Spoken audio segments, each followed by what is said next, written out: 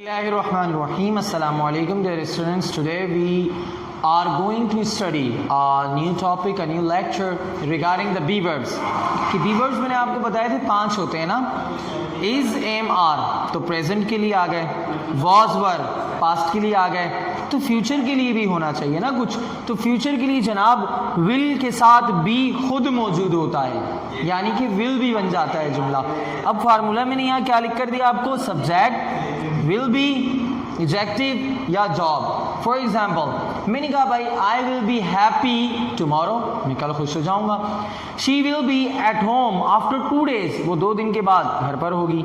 मैंने कहा sir Iftikhar will be in London after 3 months, sir Iftikhar 3 महीने बाद लंदन में होंगे.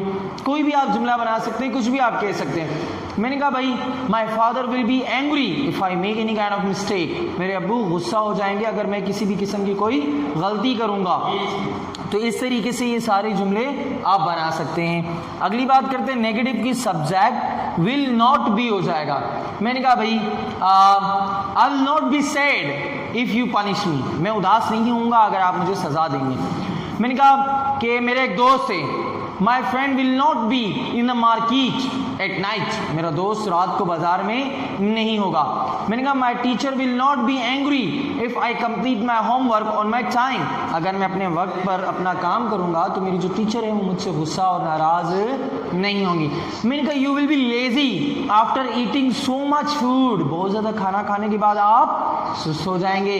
मैंने कहा योर फ्रेंड और your brother will be active after exercising.